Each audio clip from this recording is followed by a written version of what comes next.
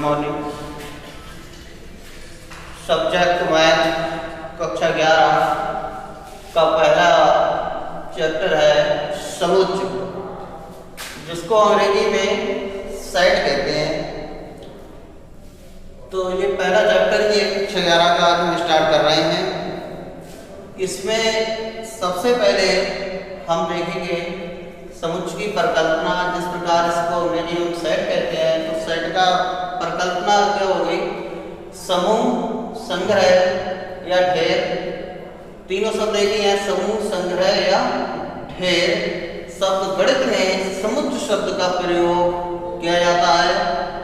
तो जहाँ जिस प्रकार का जो भी समूह होगा, जो संग्रह होगा या जो ढेर होगा कलेक्टेड, वो सेट कहलाएगा। जिस प्रकार से हम बोलते हैं टी सेट, डिनर सेट। तो टी सेट में हमने देखा कि पूरा सेट होता है टी का। डिनर सेट इसी प्रकार ताश की गड्डी पूरा झुंड हो गया, भेड़ों का झुंड, बहुत सारे एग्जाम्पल हैं इस प्रकार। तो समुच्चय की परिभाषा निकल के क्या आती है? वस्तुओं के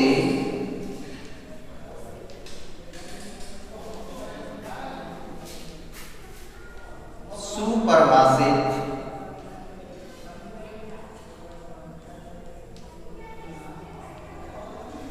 संग्रह को समुच्चय कहते हैं।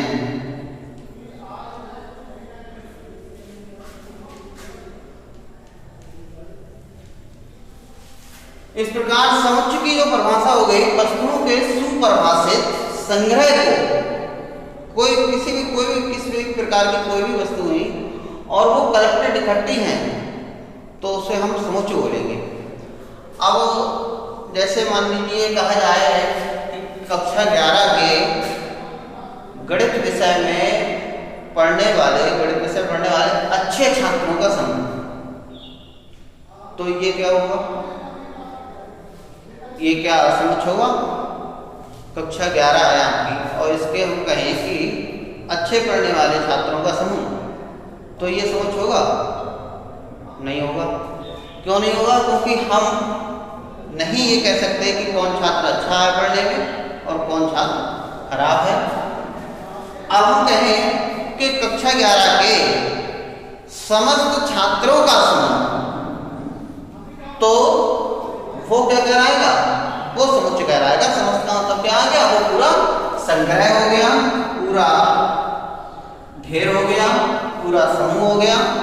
तो इस प्रकार से तो हम समझ सकते हैं कि समुच्चय की जो परिभाषा है वो वस्तुओं के सुपरिभाषित संग्रह को ही समुच्चय कहते हैं।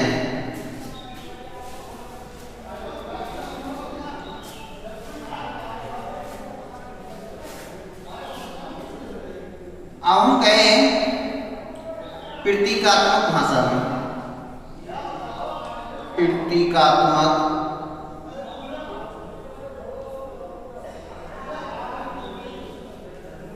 भाषा में x कोई समुच्चय है और a अवयव है x का, तो हम उसे बोलेंगे x अवयव a। x अवयव a, x समुच्चय, इसका मतलब होगा कि x समुच्चय वो a में है।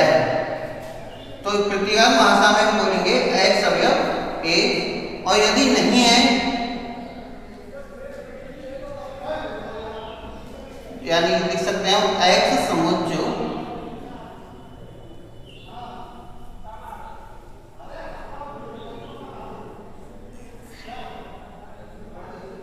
a में नहीं है, तो हम लिखेंगे x अवयव नॉट a। तो इसको हम प्रतीकात्मक भाषा में अवयव बोलते हैं इस चिन्ह के लिए। अब हम इसके बाद पढ़ेंगे समुच्चय निरूपण की विधियां।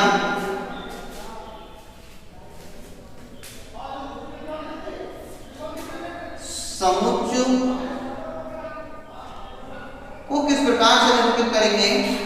तो हम इसके लिए समुच्चय निरूपण की दो विधियां हैं।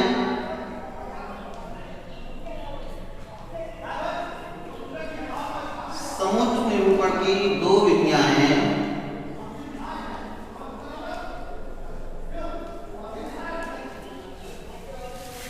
दो विधियां हैं। नंबर 1 सारणीय या रोस्टर विधि।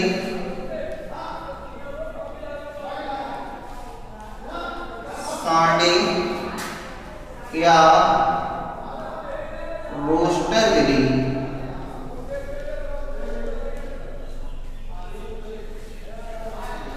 नंबर 2 है गुण विधि को कह सकते हैं, और या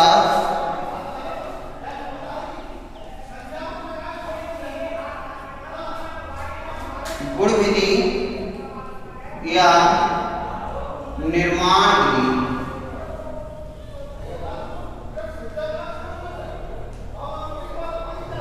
तो आज हम समुच्चय निरूपण की दो विधियां पढ़ेंगे।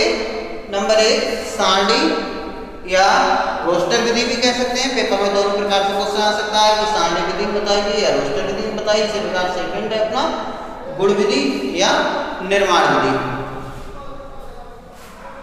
तो सबसे पहले हम देखते हैं कि सारणी विधि में क्या होता है। सारणी विधि में हम किसी भी समुच्चय को निरूपण करने के लिए मंझले कोष्ठक के अंदर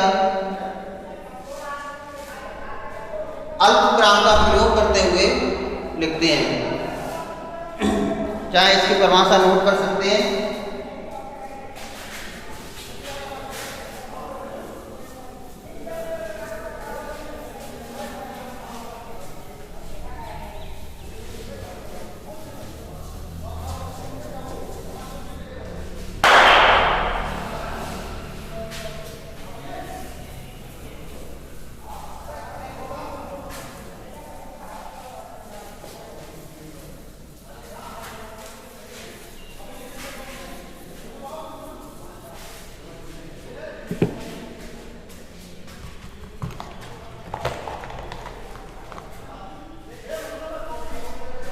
सारणी विधि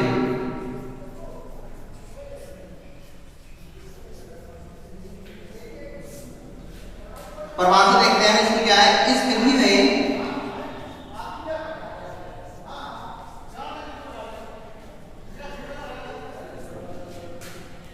किसी समुच्चय को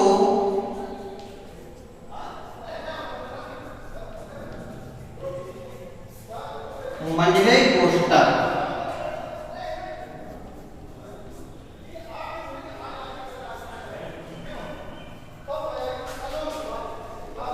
मंझले कोष्ठक के अंदर अल्पविराम का प्रयोग करते हुए लिखते हैं। अल्प विराम का प्रयोग करते हुए या प्रयोग करते हैं। उदाहरण देखते हैं।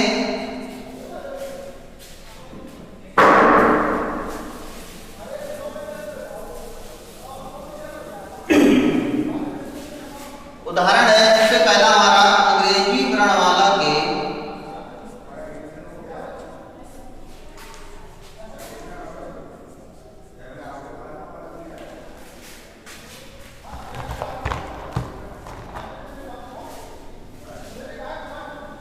अंग्रेजी वर्णमाला के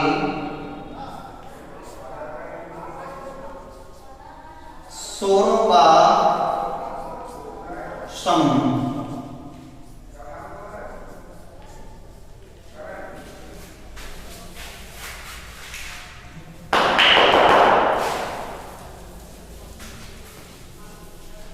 अंग्रेजी वर्णमाला के स्वरों का समूह। तो अंग्रेजी वर्णमाला में स्वर क्या क्या होते हैं?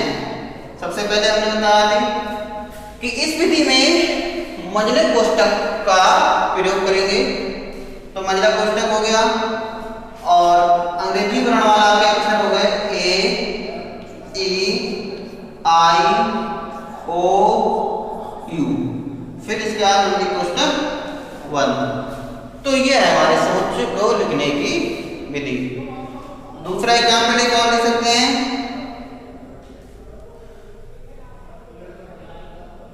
एक से लेकर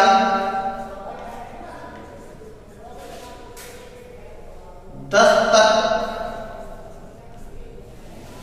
की विषम संख्याओं या सम संख्याओं का विषम संख्याओं का समुच्चय।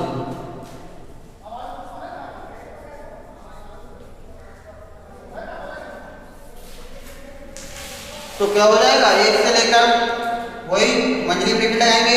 अब देखेंगे 1 से लेकर 10 तक की विषम संख्याएं क्या आ रही हैं। 1 3 5 7 9। सम की बात आती है तो 2 4 6 8। अल्पविराम का प्रयोग जरूर करेंगे। सबसे पहले मंझली ब्रैकेट और फिर इसके बाद अल्पविराम का प्रयोग करते हैं। तो समुच्चय सिद्धांत की हल करने की सबसे पहली विधि है हमारी सांडे विधि, और इसी विधि को हम रोस्टर विधि कहते हैं। तो इस विधि में अभी बताया कि मंझले कोष्ठक के अंदर अल्पविराम का प्रयोग करते हैं। जैसे क्वेश्चन है कि अंग्रेजी वर्णमाला के स्वरों का समूह।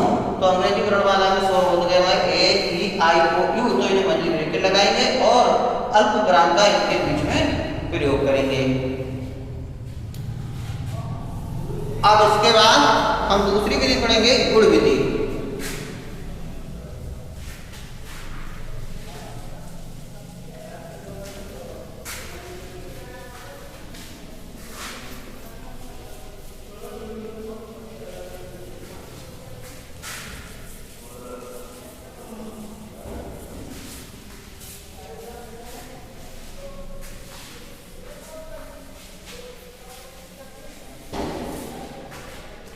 दूसरी है हमारी गुण विधि।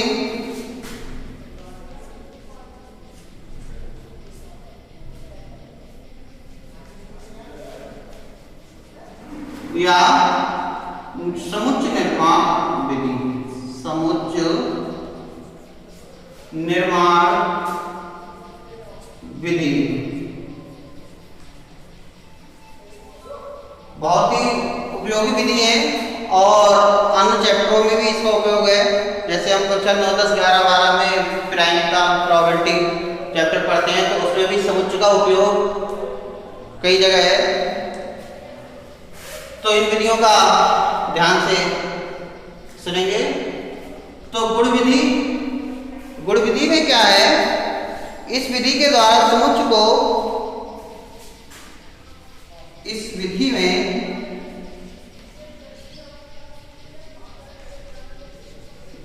इस विधि के द्वारा समुच्चय को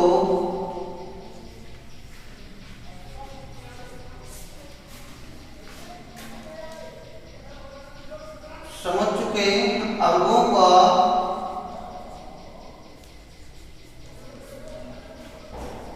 गुण प्रदर्शित किया जाता है।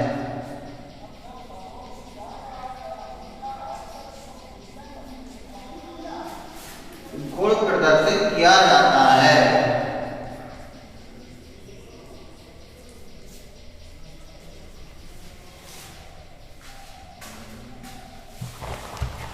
उनके जो अवयवों का विशेष गुण है वो विशेष गुण प्रदर्शित किया जाता है। जैसे अभी हमने जो विधि पढ़ी थी इससे ऊपर सारणी विधि, और सारणी विधि में जो एग्जाम्पल पढ़ा था कि अंग्रेजी वर्णमाला के अक्षरों का समुच्चय, तो इसी एग्जाम्पल को हम गुण विधि से लिखना चाहें तो गुण विधि से किस प्रकार से लिखेंगे। एग्जाम्पल है कि अंग्रेजी वर्णमाला के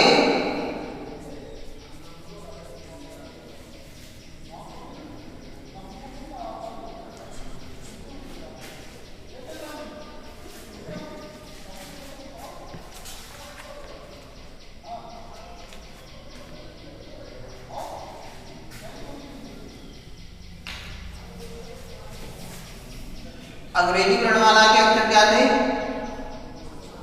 ए ई आई ओ यू। अभी ये इसको हमने पढ़ा था। अब इसको हम अगर गुण विधि में लिखेंगे तो गुण विधि में क्या लिखेंगे, x कोलन x और अंग्रेजी वर्णमाला के अक्षरों का समूह अगर हम इसको मान लो a से प्रदर्शित करते हैं, ठीक है, तो a बराबर हो जाएगा x कोलन x।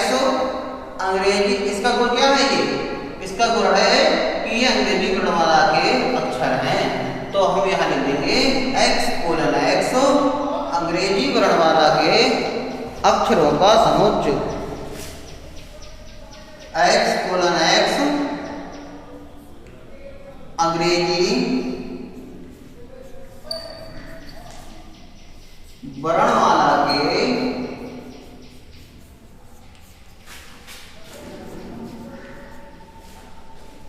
अंग्रेजी वर्णमाला के अक्षरों का समुच्चय।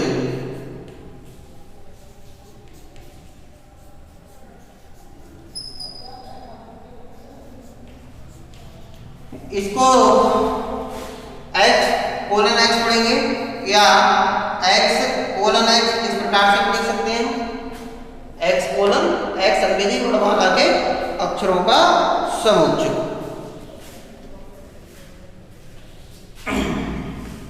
दूसरा एग्जाम्पल हम ले सकते हैं p बराबर x कोलन x। कोई पूछते कि 1 से लेकर 20 तक की अभाज्य संख्याओं का समुच्चय बताओ, तो उसको हम गुण विधि में क्या लिखेंगे, x कोलन x 1 से लेकर 20 तक की सम विषम अभाज्य जो गुण हो उस गुण को प्रदर्शित कर देंगे, अभाज्य संख्याओं का समुच्चय।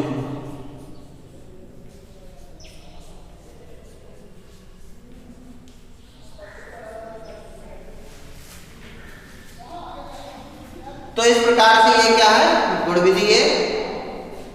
तो गुण विधि में उसके गुण को सिर्फ प्रदर्शित करना है, इस प्रकार से x कोलन x के अनुसार।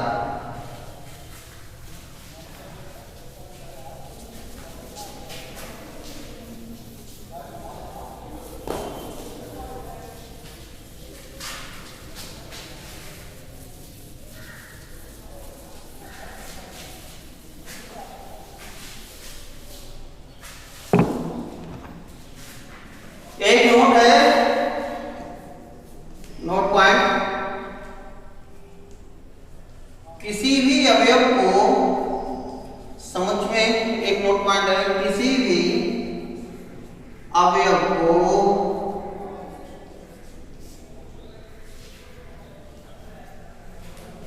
एक से अधिक बार नहीं लिखते हैं,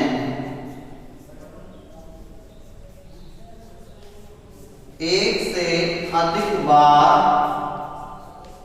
नहीं लिखते हैं।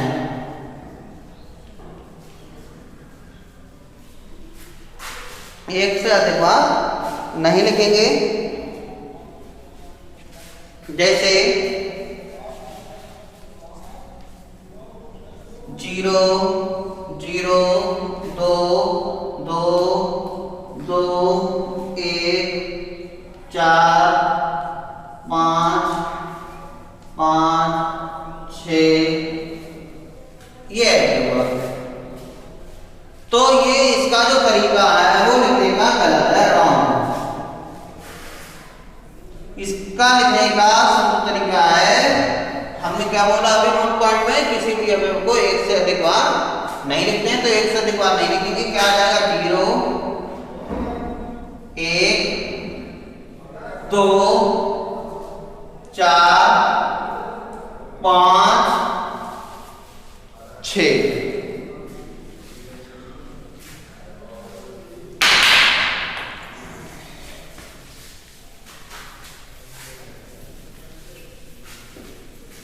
अब हम एक्सरसाइज 1.1 पर पहुंचते हैं।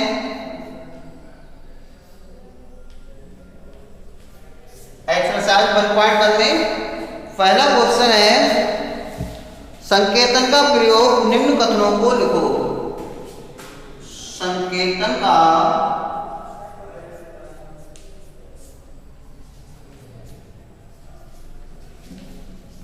प्रयोग कर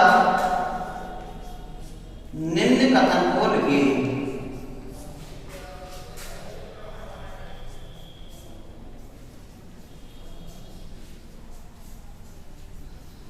संकेतन का प्रयोग करके निम्न कथन को लिखिए। पहला है x a का अवयव है। पेपर में प्रश्न आ जाए कि संकेतन का प्रयोग करके एक क्वेश्चन लिखिए। x a का अवयव है। दूसरा है y s का अवयव नहीं है। s का अवयव नहीं है।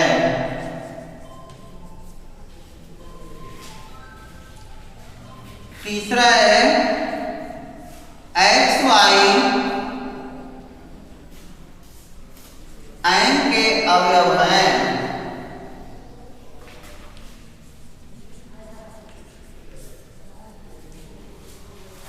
तो ये क्वेश्चन है, इन क्वेश्चनों को देखते हैं किस प्रकार से हम हल करेंगे।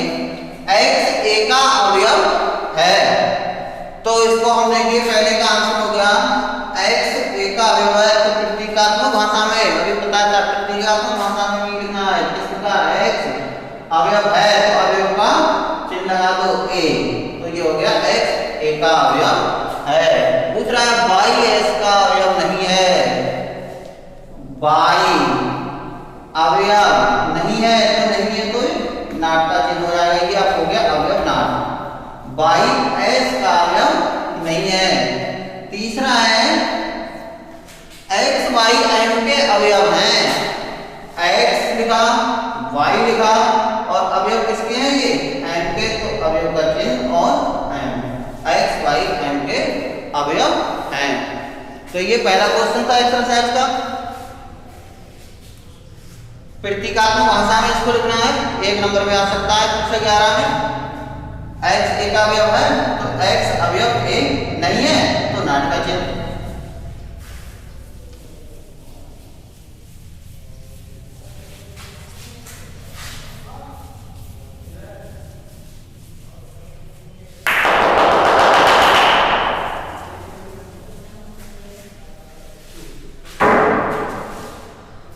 प्रश्न नंबर 2 है सत्य और असत्य बताओ।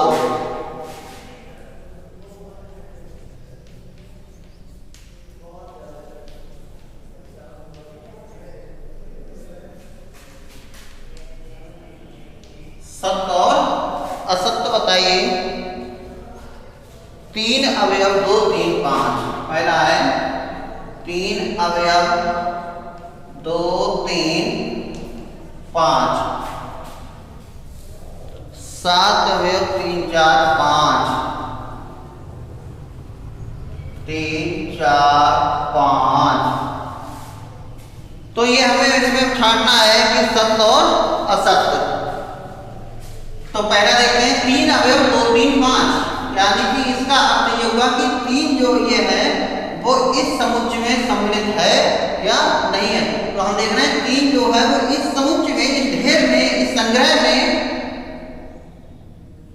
3 है, तो इसका मतलब हो गया सत्य। यहां देखते हैं 7 इस संग्रह, इस ढेर, इस साइड में है या नहीं है, तो 7 हम देख रहे हैं कि नहीं है, और जब नहीं है तो लिख देंगे असत्य। तो ये दूसरा क्वेश्चन था आपके एक्सरसाइज का। इसी प्रकार से तीसरा क्वेश्चन है निम्न समुच्चयों के अवयवों को लिखो।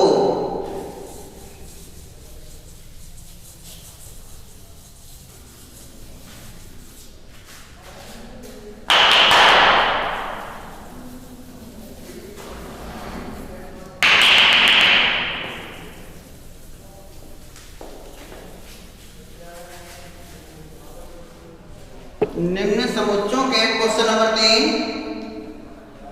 निम्न समुच्चयों के अवयवों को लिखो।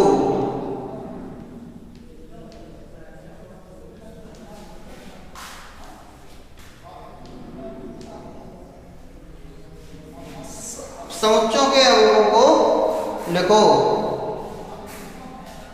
प्रश्न है 12 से कम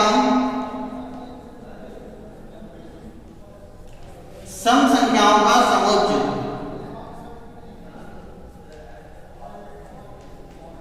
12 से कम सम संख्याओं का समुच्चय।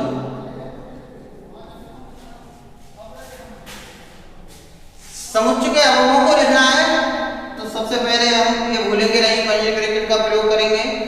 और 12 से कम सम संख्याएं, तो 12 से कम सम संख्याएं क्या हो गई हमारी? 2, 4, 6, 8, 10। तो इस प्रकार से हम क्वेश्चन समुच्चय सिद्धांत में हल बता देंगे। कोई पूछता है कि सम संख्याओं का समुच्चय बताइए, जिससे कम जिससे ज्यादा, उसी प्रकार से हम क्या करेंगे, यहाँ 12 से कम की बात है तो मंझली ब्रैकेट लगाई, और 12 से कम हमारी संख्या होनी है सम 2, 4, 6, 8, 10, मंझली ब्रैकेट लास्ट में 1, और अल्पविराम का प्रयोग नहीं भूलेंगे। क्वेश्चन आ जाए सप्ताह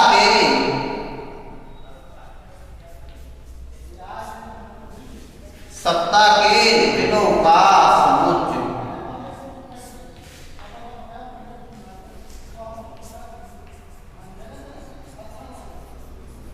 सप्ताह के दिनों का समुच्चय मंझली ब्रैकेट, और सप्ताह के दिन लिख देंगे हम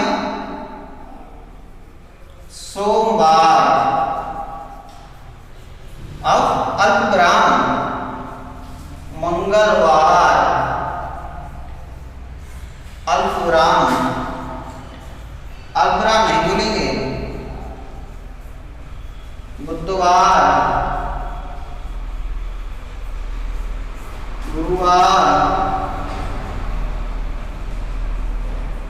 शुक्रवार, शनिवार और रविवार। तो सप्ताह के दिनों का समुच्चय आया है, पूछ रहा है कि सप्ताह के दिन हमारे 7 होते हैं, 1, 2, 3, 4, 5, 6, 7, और जो दिन होते हैं अल्पविराम का प्रयोग करते हुए नोट कर देंगे।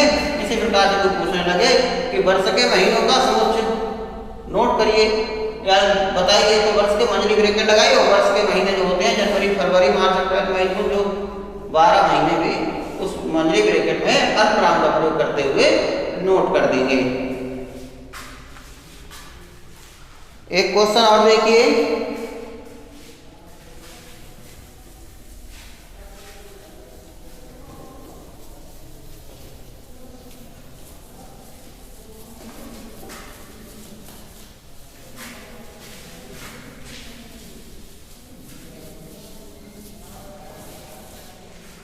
अलाहाबाद शब्द में आए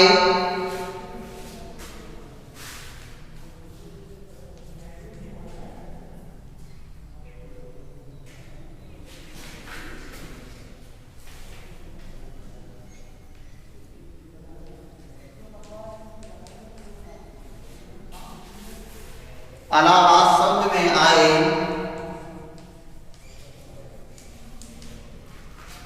ए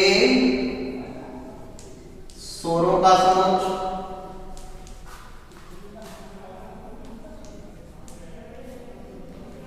और बी अक्षरों का, बहुत इंपॉर्टेंट क्वेश्चन है,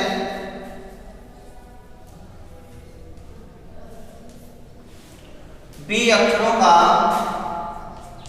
समुच्चय बताइए।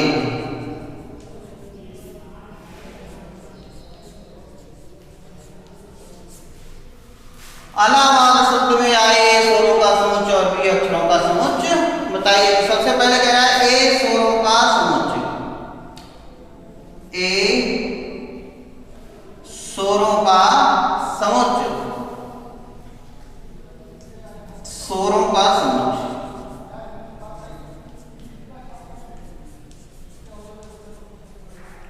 तो यहां देखते हैं कि ए स्वरों का समुच्चय क्या है, मंडली ब्रैकेट, और मंडली ब्रैकेट में स्वर इसमें देखेंगे ए है, तो ए हो गया हमारा स्वरों का समुच्चय, सिर्फ ए है इसमें तो ए ही लिख देंगे। और बी अक्षरों का समुच्चय, बी अक्षरों का समुच्चय,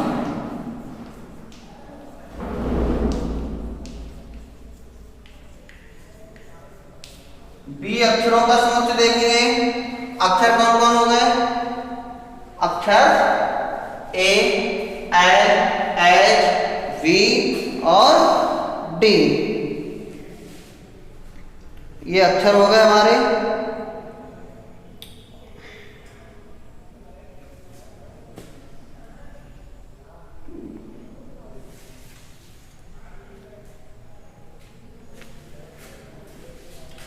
अक्षर A, L, H, A, L, H, V और डी। यहां देखते हैं हम कि ए एल डबल बार आया है, ए 3 बार आया है, लेकिन समुच्चय का ये नियम है कि सिर्फ सिंगल बार ही लिखना है, अर्धविराम का प्रयोग जरूर करना है। तो यहाँ एल 2 बार है तो ऐसा नहीं है, हम यहाँ 2 बार लिख देंगे। तो ए, एल, एच, वी, डी, इस प्रकार से हमने लिख दिया इलाहाबाद शब्द में स्वरों का समुच्चय। आवाज इतना ही रहने देते हैं, और कल अगली वीडियो में हम आपके लिए समुच्चय के प्रकार बताएंगे, समुच्चय कितने प्रकार के होते हैं, एकल समुच्चय, रिक्त समुच्चय, इन सब के बारे में, निश्चित, परमेत, अपरमेत, इन सब के बारे में कल बता दिया है।